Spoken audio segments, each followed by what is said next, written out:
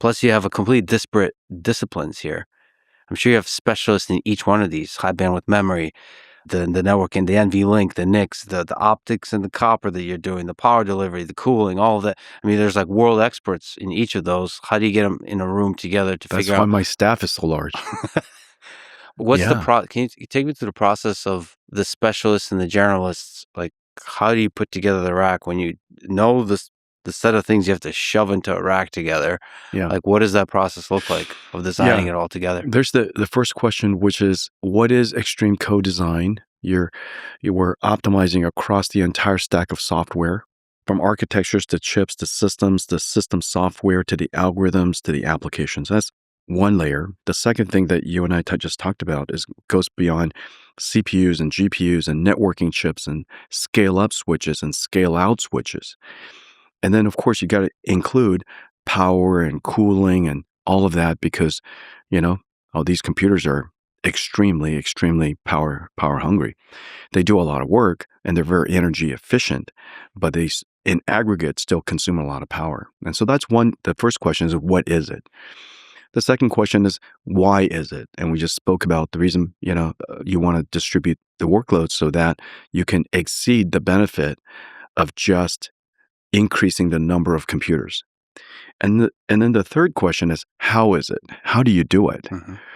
And that's kind of the miracle of this company. When you're designing a computer, you have to have operating system of computers. When you're designing a company, you should first think about what is it that you want the company to produce. I see a lot of companies' organization charts, and they all look the same. Hamburger organization charts, software organization charts, and car company organization charts, they all look the same. And it doesn't make any sense to me. The goal of a company is to be the machinery, the mechanism, the system that produces the output. And that output is the product that we like to create. It is also designed, the architecture of the company should reflect the environment by which it exists. It almost directly says what you should do with the organization. My direct staff is 60 people. I don't have one-on-ones with them because it's impossible. You can't have 60 people on your staff if you're, going to get work done. And So you still have 60 reports. You still have more, across yeah, more. yeah. And most stars at least have a foot in engineering. Almost all of them. There's experts in memory. There's experts in CPUs. There's experts in optical. That's incredible. Yeah, GPUs and architecture, algorithms, design.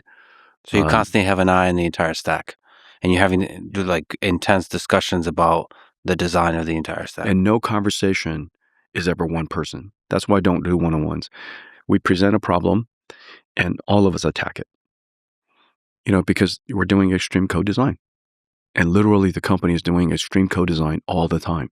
So even if you're talking about a particular component, like cooling, networking, everybody's listening in. Yeah. And they can contribute. Well, this doesn't work for the power distribution. This doesn't Exactly. This doesn't work for the memory. This doesn't work for this. Exactly. And whoever wants to tune out. You know what I'm saying? Yeah. And the reason for that is because the people who are on the staff, they know when to pay attention. They're supposed, if something they could have contributed to, they didn't contribute to, I'm going to call them out, and say, hey, come on, let's get in here.